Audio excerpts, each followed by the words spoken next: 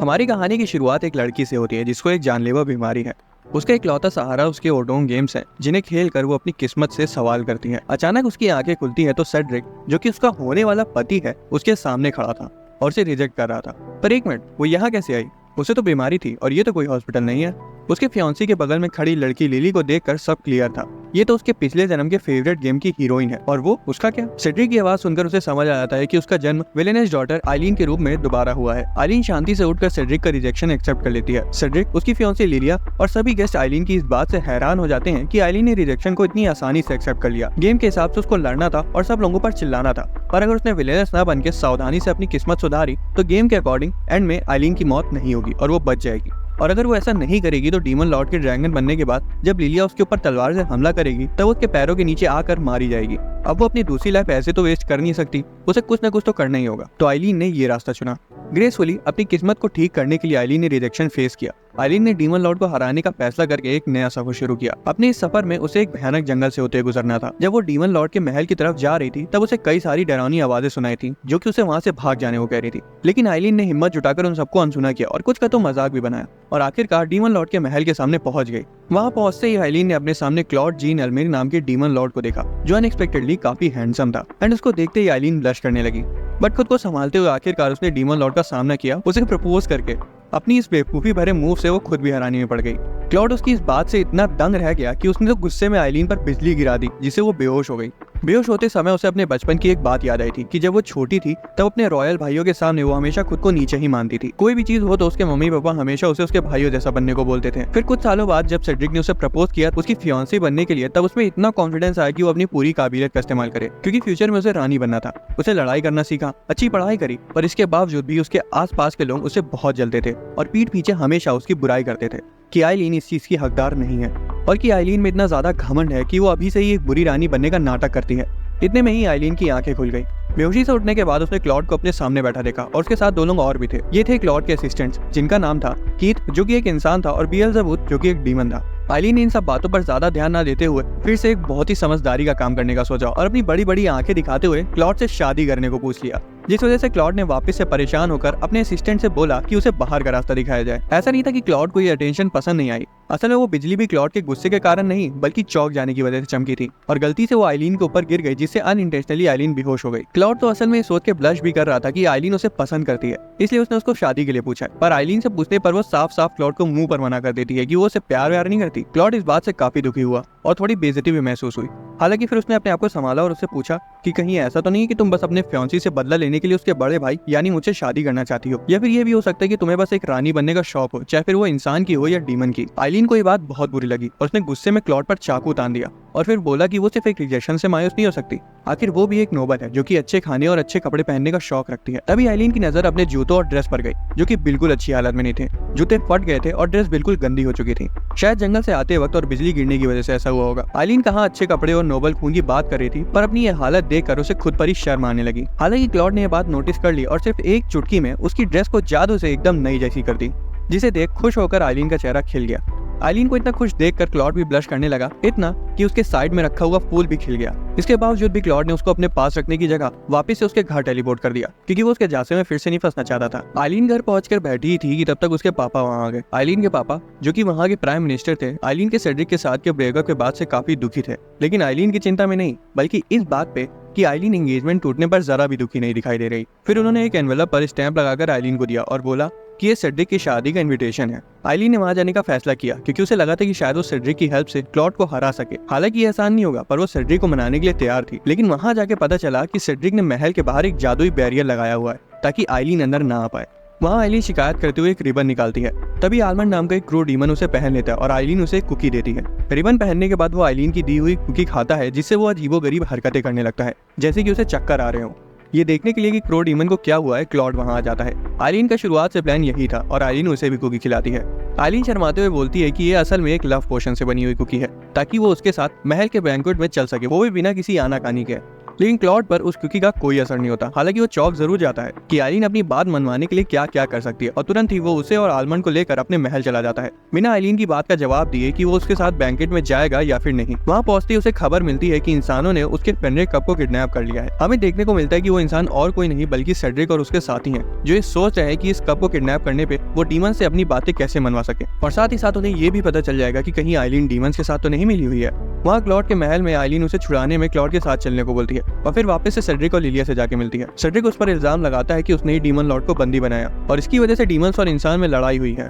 वो आइलीन को भी जेल में भेजने की बात करता है बिना आइलीन की बात सुने कि वो असल में क्या कहना चाह रही है। तभी क्लॉड वहाँ आ जाता है और आइलीन की बेगुनाही सबके सामने रखने के बाद आइलीन से माफी मांगकर उसके सामने अपना सिर झुका के उसे थैंक यू बोलता है, क्योंकि उसकी वजह से ये इंसानों और डीमंस में लड़ाई नहीं हुई और ये बात ज्यादा आगे नहीं बढ़ी। फिर क्लॉड आइलीन को वापस चलने को बोलता है। वापस जाते समय वो लोग एक जादुई कैरेज में उड़कर जाते हैं। क्लॉड जब आइलीन की तरफ देखता है तो वो बच्चों की तरह खुश हो रही थी आसमान से नीचे देखने पर, और वो उसकी खुशी को देखकर खुद भी स्माइल कर देता है और उसे बड़े प्यार से कहता है कि वो एक रॉयल नहीं बल्कि एक साधारण सी लड़की लग रही है, जो कि सच भी था। आइलीन को पर यह बात उस पर मजाक लग रही थी और जब वो गुस्सा आ जाती है कि वो उसका मजाक नहीं उड़ा रहा था, फिर आइलीन उसे अपने मन की बात बताती कि वो बाकी लोगों जैसे आसानी से नहीं रोती, वो अपने मन की बात अपने तक ही रखती है। क्लॉड उसे बोलता है कि वो जैसी है वैसी अच्छी है और उसे ये भी पूछता है कि उसने उसे प्रपोज क्यों किया था, क्योंकि वो असल में उसे प्यार भी नहीं करती, तो आखिर वजह क्या थी शादी के लिए पूछने की। आइलीन अब उसे सच बता देती है कि एक गेम प्ले है जिसमें वो फंस गई है और गेम के एंड में क्लॉड एक डीमन में बदल जाएगा और उसे अपने पैरों के नीचे कुचल के मार देगा, जिससे ऑब्वियसली क्लॉड नाराज हो जाता है क्योंकि उसे थोड़ी पता था कि वो बस एक वीडियो गेम का कैरेक्टर है। उसे लगा कि आइलीन उसका मजाक बना रही है और वो बोलता है कि क्या मैं तुम्हें एक राक्षस लगता हूँ, पर ये बात भी है कि क्लॉड है तो डीमन ही, फिर चाहे वो जैसा भी हो। खैर इस बात को बोलते ही उसे लेकर नीचे उतर आया और कैरेज से बाहर निकला और आइलीन से बोला कि वो उसके साथ बैंकेट में जाएगा, फिर चाहे जो भी हो जाए। आइलीन ये बात सुनकर बहुत ज्यादा खुश होती है और उसे थैंक यू कहती है। एक चार्मिंग सी स्माइल देकर क्लॉड बोला कि आइलीन को वो एक दिन रोता हुआ जरूर देखना चाहता है, ताकि आइलीन हर बात अपने अंदर ना रखते हुए क्लॉड से भी चीजें शेयर करे और अपना मन हल्का करे। उसे जाते हुए देख आइलीन सोचती कि क्या इस लाइफ में वो अपने आप को बचा पाएगी, क्योंकि गेम में बताई सारी बातें अब तक सच हो रही हैं और ऐसा ही चलता रहा तो उसका कुचल का मरना भी सच हो जाएगा, जो वो होने नहीं दे सकती। अगली सुबह आइलीन के पापा उससे बोलते हैं कि फ्यूचर में उनका फैमिली बिजनेस वो नहीं बल्कि सेड्रिक संभालेगा, क्योंकि आइलीन इसके काबिल नहीं है।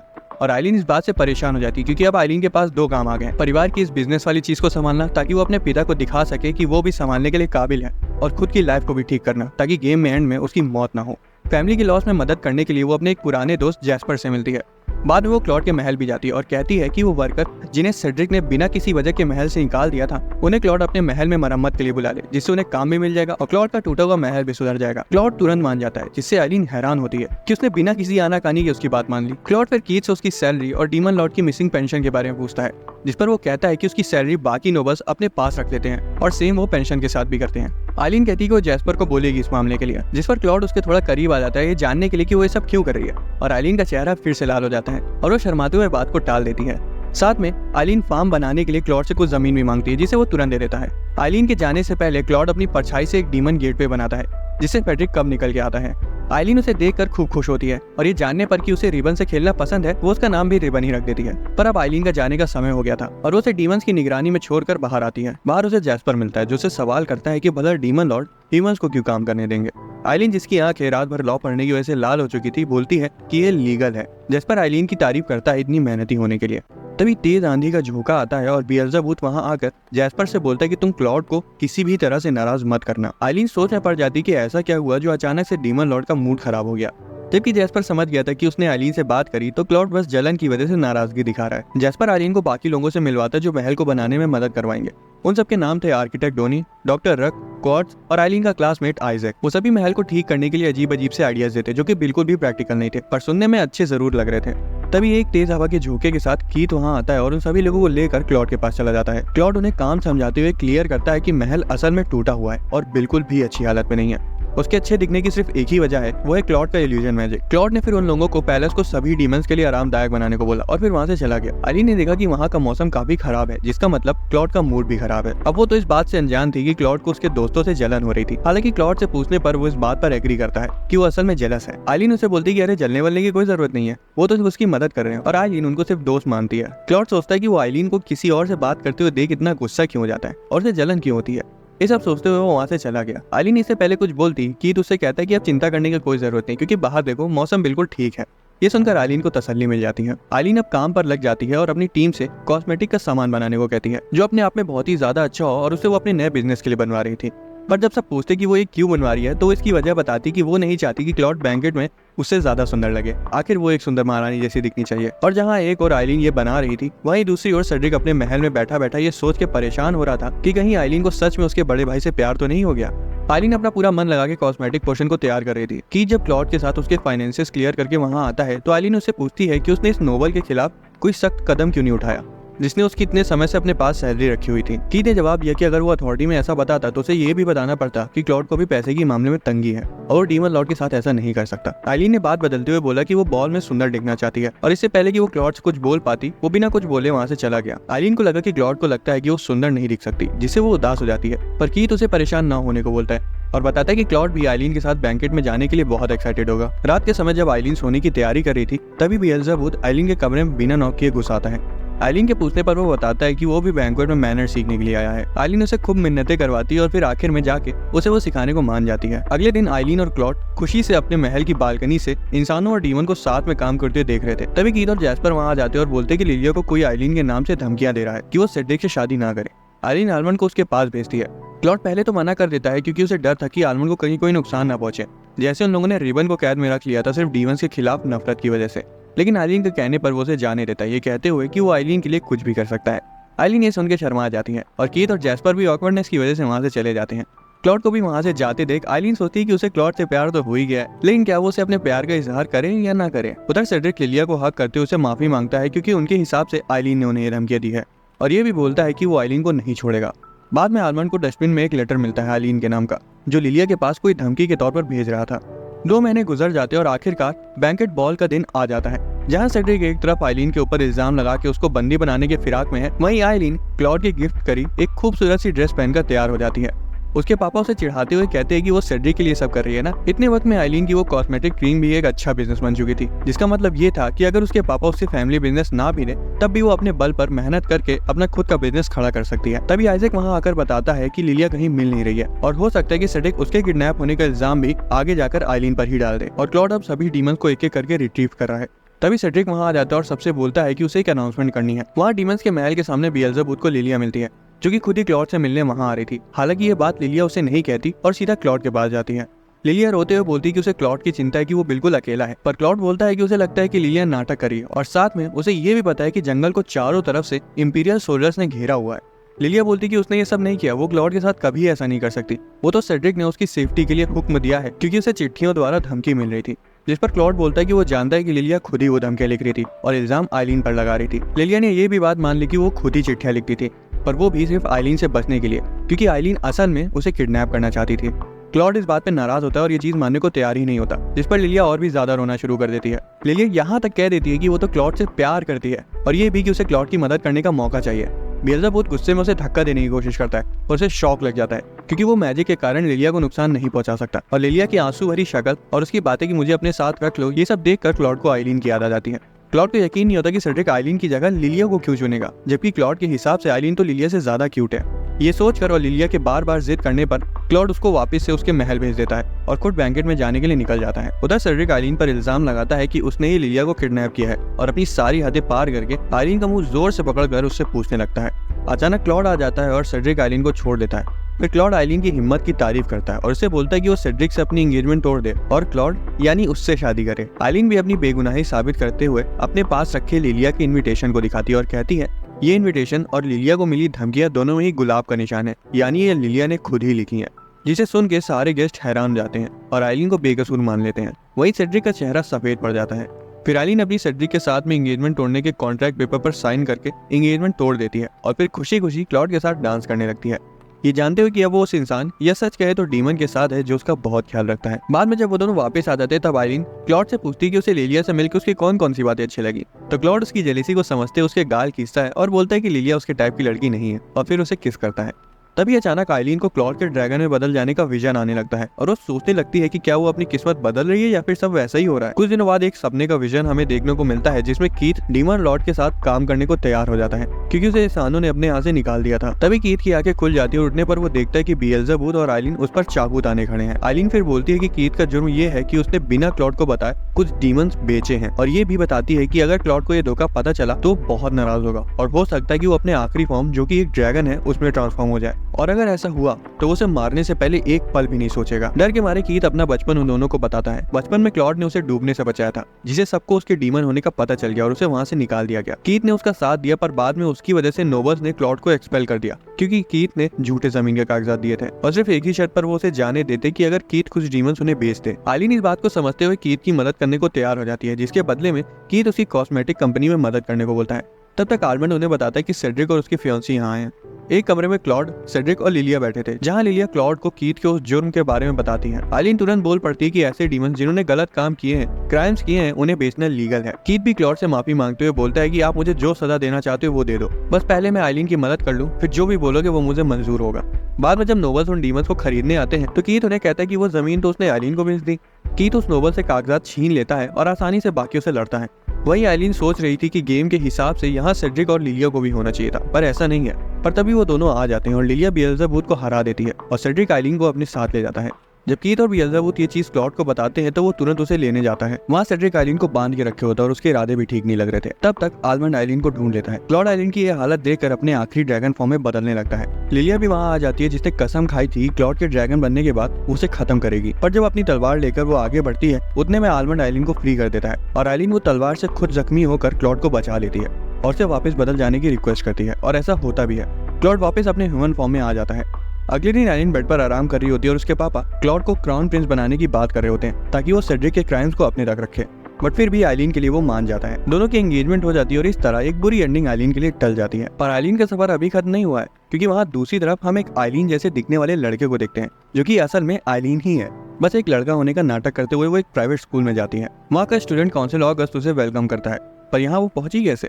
तो लगभग एक महीने पहले कीथ ने क्लॉड और आइलीन को फ्लर्ट करते हुए डिस्टर्ब कर दिया था और बताया कि आर्थर नाम का एक डीमन है जो कि पड़ोसी देश के ड्यूक पर हमला कर रहा है, और अगर डीमन लॉर्ड की पत्नी का सर लेके वो वहाँ नहीं पहुंचा तो वो उस पर हमला कर देगा। अगर क्लॉड को वापस से आखिरी फॉर्म में बदलना पड़ा तो ये इस कहानी की दूसरी बैड एंडिंग हो सकती है। ये भी हो सकता है कि वहाँ कोई सुंदर डीमन क्लॉड को अपने झांसे में फंसा ले, इसलिए आइलीन उसके साथ जाने को कहती है, पर क्लॉड उसकी सेफ्टी के लिए मना कर देता है। इसलिए आइलीन ने गुस्से में आकर क्लॉड को बचाने के लिए मीशा अकेडमी में एडमिशन ले लिया। वहाँ दूसरी तरफ वो ये भी प्रार्थना कर रही थी कि क्लॉड, जो कि खुद भी ड्यूक होने का नाटक कर रहा है, वहाँ उसे देख न ले। तभी आइलीन वहाँ रेचल नाम की लड़की को देखती है, जिसका फियांसी उस पर चिल्ला रहा, तो आइलीन उसको बचाती है और उस लड़के को वहाँ से भगा देती है। आइजैक उसको बोलता है कि अपने ऊपर इतनी टेंशन लाने की कोई जरूरत नहीं है, वरना वो पकड़ी जाएगी। फिर आइलीन स्टूडेंट काउंसिल रूम में काइल और वॉल्ट से मिलती है, जो गेम के हिसाब से आइलीन के पोटेंशियल रोमांटिक पार्टनर्स होने वाले थे। फिर प्रेसिडेंट जेम्स भी उस रूम में आता है, जिसे आइलीन गेम का फाइनल बॉस बोलती है। जेम्स उससे रेचल के मामले में बात करता है और बोलता है कि स्कूल के मामलों में टांग अड़ाने की कोई जरूरत नहीं है। बाद में क्लास में रेचल आइलीन को थैंक्स बोलती है और आइलीन सोचती है कि इस सेकंड राउंड की विलेनस तो रेचल ही है, तो फिर वो इतनी काइंड क्यों है। क्लास के बाद वो गेम की सेकंड राउंड की मेन कैरेक्टर, जिसका नाम सेलिना है, उसकी बातें सुन लेती है, जो कि अगस्त को देने के लिए एक लड़की से लव लेटर ले रही थी। आइलीन को ये भी याद आता है कि सेलिना को लिलिया बहुत पसंद है। तब तक अगस्त आइलीन से बात करने आता है और सेलिना भी उनके पास आ जाती है और अगस्त का मजाक उड़ाती है कि वो किसी ऐसे से दोस्ती कर रहा है जो कि लिलिया से नफरत करती है। आइलीन समझ जाती है कि सेलिना को नई स्वॉर्ड मेडन से बहुत नफरत है। फिर बाद में वो अगस्त से कुछ मदद करने को कहती है और अगस्त मान भी जाता है,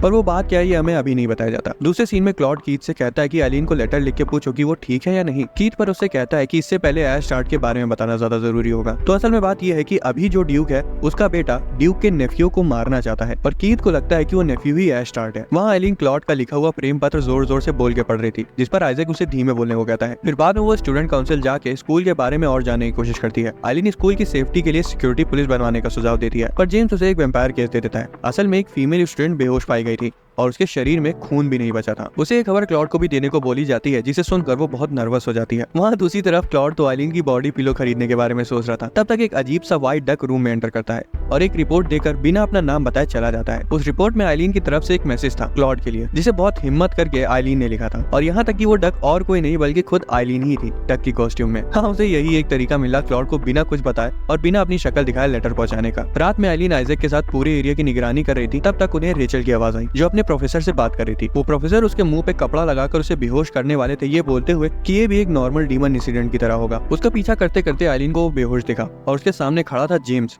अपने डीमन फॉर्म में। किसी को आता देख आइलीन जेम्स को बता देती है कि कोई आ रहा है, ताकि वो वहाँ से भागकर अपनी आइडेंटिटी छिपा सके। वॉल्ट उसे बोलता है कि तुमने एक डीमन को क्यों जाने दिया, और उसकी कॉलर पकड़ लेता है। तब तक ये पता चल जाता है कि असल में वो एक लड़की है, और ये जानने के बाद वॉल्ट उस पर गन तान देता है। आइलीन आखिरकार उन्हें बता देती कि उसे भी काइल और वॉल्ट की सीक्रेट डीमन हंटर आइडेंटिटी के बारे में पता है। वो कहती कि अगर तुम मेरी पहचान को सेफ रखोगे तो मैं भी किसी से कुछ नहीं कहूंगी। फिर वो प्रोफेसर को वहीं छोड़कर वापस चले जाते हैं। रेचल उन्हें बताती कि प्रोफेसर ने उसे उसकी फ्रेंड का नाम लेकर धमकी दी थी। वॉल्ट बोलता है कि प्रोफेसर का गैम्बलिंग में काफी हारा हुआ पैसा भी है जो कि कर्ज पर है, और आइजैक फिर प्रोफेसर के सारे रिकॉर्ड्स ले आता है ताकि वो उन्हें गिल्टी साबित कर सके। आइजैक के जाने के बाद आइलीन रेचल से कहती कि वो उस पर भरोसा कर सकती है, जिस पर रेचल बोलती कि वो बात नहीं है, बात है खुद के लिए खड़ा होने की। तो वो भी सिक्योरिटी पुलिस को ज्वाइन कर लेती है वॉल्ट और आइलीन के साथ। अगले दिन अपना सैंडविच लेके आइलीन भाग रही होती है, तब वो देखती है कि किसी लड़की का लिखा हुआ एक love letter publicly notice board में चिपका हुआ है। स्टूडेंट्स को मना करने पर भी वो नहीं सुनते तो काइल आकर उन्हें भगा देता है। आइलीन को तभी काइल की पॉकेट में बिल्ली का खाना दिखता है, जिसे लेकर वो उसे चिढ़ाती रहती है। तभी वॉल्ट वहाँ स्टार्ट की खबर लेके आता है कि वो स्कूल पे हमला करने वाला है, और साथ ही साथ उसे ये भी पता चलता है कि फेस्टिवल पे और कोई नहीं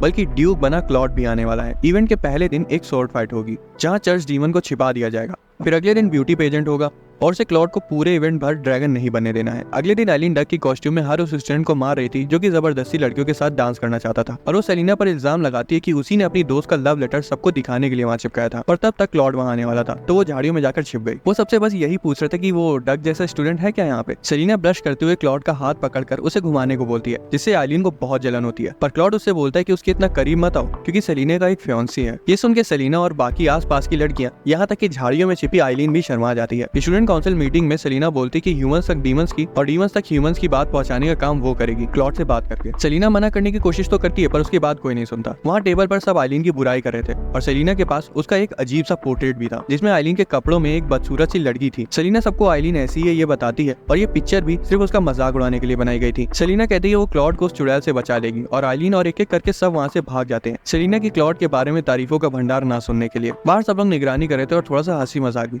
तभी उन्हें एक अजीब सी महक आती है। उन्हें लगा कि शायद कोई डीमन होगा, तो वो लोग उसका पीछा करते हैं। काइल को पता चलता है कि आइलीन को उसकी सीक्रेट डीमन हंटर आइडेंटिटी के बारे में पता है, और ये भी कि चर्च इंसेंस और टूर्नामेंट प्राइज रख रही है ताकि डीमंस यहाँ आके काम ना बिगाड़े। जेम्स को लग रहा है कि हो सकता है कि ये इंसेंस की वजह से ह्यूमंस इतने वायलेंट होते जा रहे हैं, जिसके हिसाब से इतना ज्यादा फीमेल हेटिंग हो रही है। जेम्स को आइलीन और उसके दोनों साथियों पर भी भरोसा नहीं था, और उन पर विश्वास नहीं कर पाने पर जेम्स ने कहा कि वो उनकी भी खबर देगा मेन अथॉरिटीज को कि ये लोग भी सस्पिशियस हैं और हो सकता है कि इन्हीं लोगों ने ऐसा कराया हो। ऐसा बोल के वो वहाँ से चला जाता है। आइलीन जब जेम्स को वापस बुलाने के लिए उसके पीछे पीछे जाती है, तब जेम्स उससे पूछता है कि आइलीन ने क्या उसका असली रूप देख लिया है।